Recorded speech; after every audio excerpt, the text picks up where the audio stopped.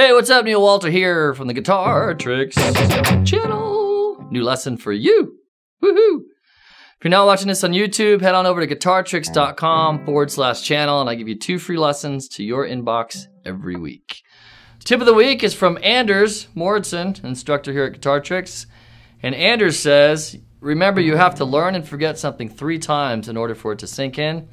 So don't be afraid to forget, and don't be afraid to keep trying something because it'll sink in. Unless you have a gig the next day, then you want to crash and learn that stuff right away. Our lesson of the week is a request from TV Andecker, and it's on connecting chords with passing tones. So I wanted to give you guys some insight on how to make that happen and what you use to make that happen. For this lesson, I'm going to be using the E minor scale, and I'll be using the chords E, C, B, A, and did I say C already? I did. So the E minor scale, I'll be using just these notes, which you can also play here, right, or here. So just using those notes, I'm going to show you some passing notes that work really well. This is great for songwriting. This is aimed at the beginner to intermediate songwriter. So I'll be playing, let's say I have a rhythm on the E power chord like this. And I'm going to go to the B chord. Now, the trick with passing notes, it's really simple, is you just pick notes out of the scale. So one of the key things is to learn the notes in your scale. This is where learning your scale really comes in handy, especially on the E and A strings, because that's most of where your passing notes come from. So for example, these are the notes you have to choose from. So I'm going to go to E to B, so I could use D, C to get to B. So I'm going to do that.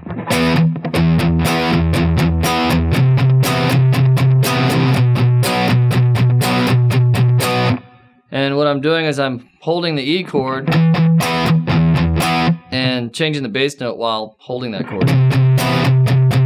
So you get this kind of cool, slightly dissonant thing going on. Then go to the B. Then I'm just going to make up a riff just by using the first 3 notes of the scale. It's kind of like a break in between the rhythm. So you got this.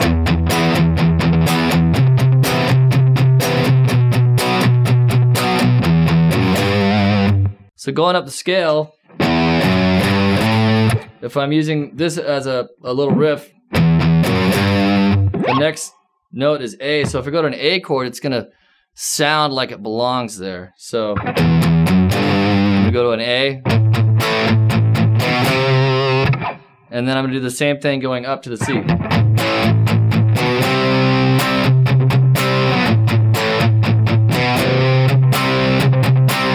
And a lot of this depends on the rhythm that you're playing.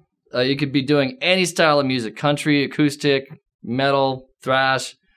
I'm just kind of doing a rock, classic rock kind of feel. So I've got that rhythm going on. But whatever rhythm you're using, for example, if I use a different rhythm,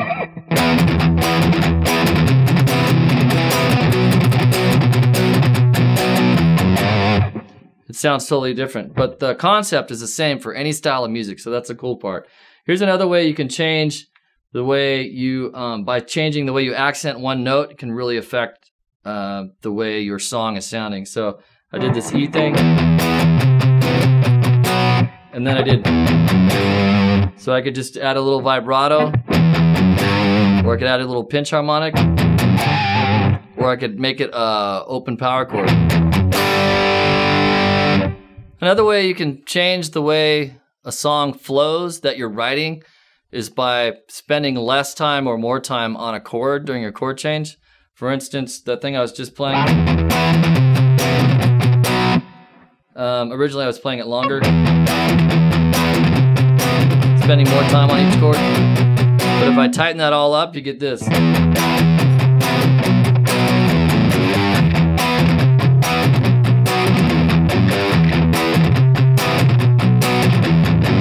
So you see, by adding spending less time on a chord or more time on a chord, totally changes the way it sounds. Combine that with using different right hand rhythms, you can just come up with a million, almost infinite different possibilities in your songwriting or riff creation. That's it for this week. Thanks for tuning on in. Leave me a request in our forum at guitartricks.com because I want to know what you want to know. See you in a week. Rock and roll.